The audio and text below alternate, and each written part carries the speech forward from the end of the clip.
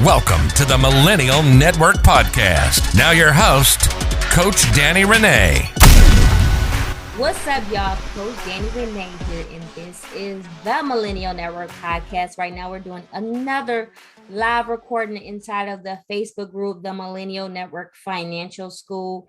And this episode today is basically going over the importance of life insurance, why you need life insurance, and also how to instantly increase your net worth with life insurance.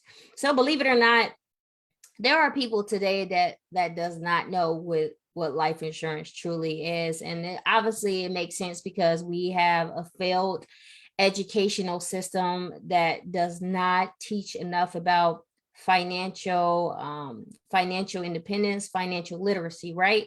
So most people think that life insurance is obviously something that you get from your job, or most people think that it's something that you need to get if something was to happen to you to bury you.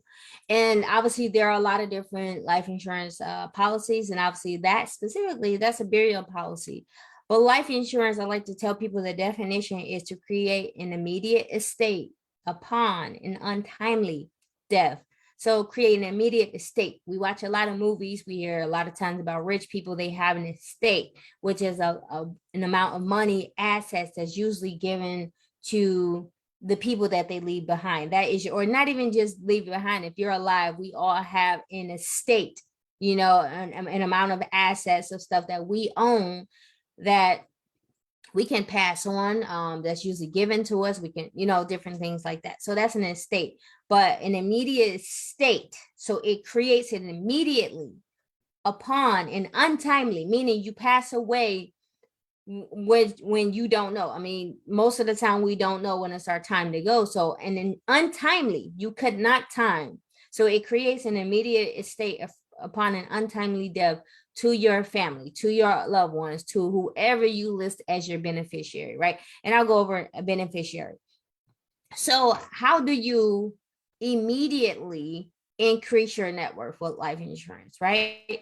So most people think that life insurance is something that you have to buy. Most of the times, people that have a life insurance policy is because somebody that they knew got licensed and they sold it to them. A lot of times people don't go out and buy life insurance, because people obviously, one, they don't know, or two, they get so overwhelmed with the information, they don't know the right place to go, or they just happen to forget about it. And believe it or not, there are some people that really just don't care what happens to them, what happens to their family, right? So in order to qualify for life insurance, is based off your age, and it's based off of your current health, right?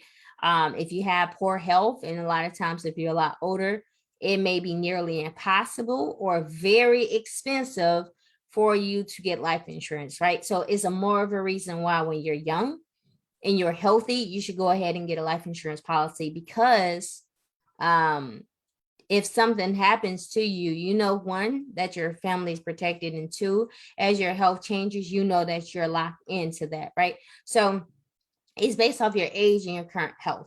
And I tell people that, yes, it is a way for you to immediately increase your net worth, because now if something was to happen to you, that your family is taken care of. Obviously, if you pass on. And then number two is if you get terminally ill, you have access to money, which usually life insurance policies have something what's called a living benefit.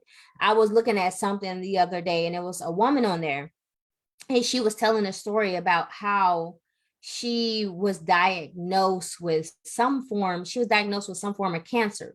And with her being diagnosed with some form of cancer, she had 6 months. I believe she said she had 6 months of an emergency fund saved. But in her case, she was diagnosed with something, obviously, that a terminal illness, right? So with her having 6 months of an emergency fund, she didn't have anything else saved beyond that, which is, I always tell you guys, you should definitely have some type of plan in place. But past that 6 months, where was she going to get the rest of the money? So because she was going through chemo and different things like that, she was able to withdraw that money from a life insurance policy. So a lot of times with some companies, it could be 70, 80, 90%. You can withdraw that money while you're still living.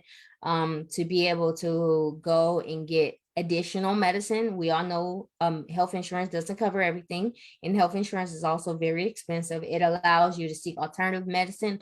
A lot of times we hear people going to different countries nowadays to seek alternative medicine or cheaper medicine, or there may be things in the United States that's FDA regulated, but it's not necessarily regulated overseas. So she had an immediately increase in her income, an immediate increase in access to assets because she had planned early. People sometimes they wait too late to try to get it, and then I mean, there's been people that tried to get it when they knew that they were diagnosed, but unfortunately, they've been rejected because after being diagnosed, your health is now at a risk. So that is a story of how she immediately increased her net worth and gave herself access to money. So, well, why do you need to plan? Why do you need life insurance? Well, what is it? Obviously, I told you guys earlier that it's not a death policy. It's not something that you bury yourself with.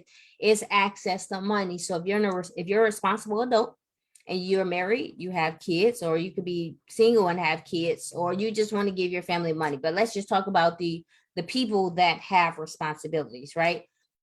So I like to use a method called the DIME method. And this is DIME, DIME. This is a way that you guys can project how much life insurance you need, because some people don't have enough and some people have too much. Again, like I was mentioning earlier, most people that have a life insurance policy, they're sold to you. So you want to make sure that you are not oversold or undersold a policy. So the DIME method stands for D in a dime stands for debt. I in a dime stands for income. M in a dime stands for mortgage, and E in a dime stands for education. So if you're married, and you have to look up the different type of debt and different things that you have, but if you're married, again, another story I was looking up the other day,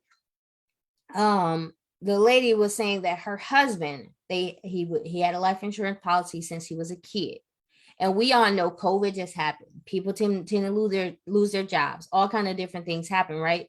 So he decided to get rid of his life insurance policy. He probably went through all his different expenses that he was paying every month. He was like, I don't need this life insurance. So what he did is he decided to remove it, probably call the company up. However, he removed the policy.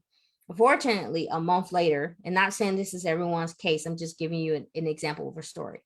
But a month later, he passed away. He was married again. So his wife had to cover all that debt, to where she was in a position where she financially just couldn't afford things. And she had to go move in back with, I think, her dad or someone.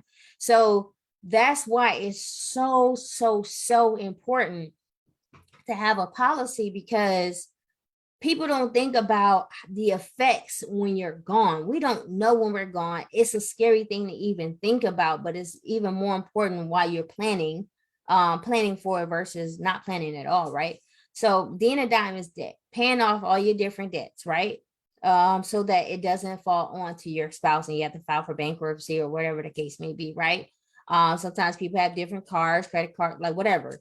That's something to consider. Income is the big one, whether you're a single parent or you're married.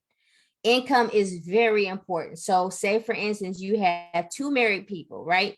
They both bring in $50,000 each. Or even, let's make it easier just for the math. They both bring in 100, well, both would have been easy, right? But they both bring in $100,000 each, right? So with that $100,000, say, for instance, something happens to one of the spouses. But on top of that, they both bought a house, they bought cars, they have kids. They're trying to save, they're paying off their debt, like they have all these expenses, right? Which is expenses you'll know if you do a financial plan. But they have all these expenses. At first, these two people were raising two kids, and this is story, obviously, two kids. These two people were raising two kids. Something happened, and they were used to, obviously, a lot of people like, hey, you can raise two kids off of $200,000, right? But just the sake of the story, okay? So this family was used to $200,000 coming in. Now they only have 100,000. So that one income is completely gone. So with that one income gone, now this spouse has to figure out how is she going to pay for it. He or she going to pay for the mortgage. How is he or she going to pay for these two kids? Make sure that they're having a school. Like they have to really rebalance in everything, which sometimes it causes for financial devastation. Okay. So those are certain things to think about when it comes to like both incomes. So you definitely want to look at that when it under importance. So that's the income. Even worse, you're a single parent, or if something happens to both parents. So going back to that $200,000 example, we hear orphans. There's orphans in the United States, and there's also orphans in other countries. If you do not protect your finances, then now you have to put a plan in place, this is also outside of life insurance, where you got to get a will, power of attorney, all those different things. But you definitely want to have a plan in place, because if something happened to you, and obviously we don't want to talk about this, right? But it's better to talk about it now, plan for it now. So you can't talk about it no more. But something happens to you or both of you, who's going to take care of your kid? Some families, they're like, I can't take on another kid. And you got to really think who's going to take care of your kid. Some people are like, I can't take on another kid. Some people can't take on another kid, but they're like, I don't have the finances to do it. So how much money would this said person need in order to be able to raise your kid up to the adult that you want them to be? They need money. That is another reason why, like I said, of increasing your net worth with life insurance. So 6 out of 10 Americans, obviously even during COVID has heightened their sense of value having life insurance coverage. We saw a lot, people are passing away. A lot of people within these past couple of years have lost a lot of things, right? Following the unexpected death, a wage earner, 42% of American households, 42%, right, would face a financial hardship in just 6 months. And for 25%, that hardship would occur within a month. So if something happens to your loved one, you're going to experience it after a month, or you're going to experience it after, after 6 months. Okay, so going back to the DIME method, DIM. So we're getting back to the M. So we got the income. Some people, now we got the mortgage. It's nice to say that if something was to happen to you, your family is going to immediately receive that house, right? We're depending on if it's a buyer's or seller's market. That person, if they need that income, if you got a spouse and they need they need to get rid of that mortgage, they could possibly lose money just getting rid of that house because they can't afford it. Let me give you guys an interesting story, right? This is another story from a client like years ago, right? Several years ago. Most people, they have life insurance through their job. So one, if you have it through your job, it's not a policy that you own. Your employer owns that policy. And a lot of times you have to be sure if it's actually life insurance or if it's what is it called? Accidental. Because sometimes there's accidental life insurance. There's another name too, but it can be very tricky with all these different names, which that's the crazy part about the industry, right? So this husband and wife, the husband ended up going into a coma. And what a lot of these policies says that if you're not actively working, that means working, clocking in every day, not counting being on sick leave and different things. If you're not actively working, you do not have access to this policy. And I'm not into legal and all of that, but so this wife, while this husband is in a coma, she was missing the payments on the mortgage. Eventually, imagine if you had a house for 1 year, 5 years, 10 years, 20, you're almost done paying off a mortgage.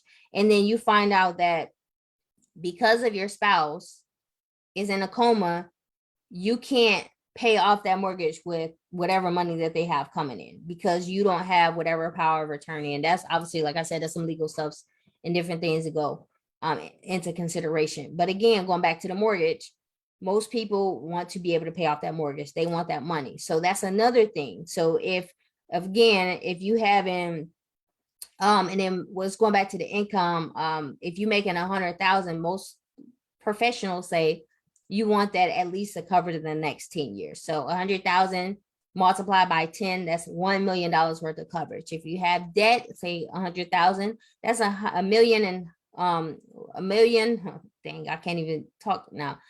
1,100,000. And if your mortgage, let's just make it easy, say your mortgage is 400,000, that's $1.5 million that you need saved. Now going back to the example, this person has 2 kids. Say for instance, their education, they want to be doctors or something, so $250 each.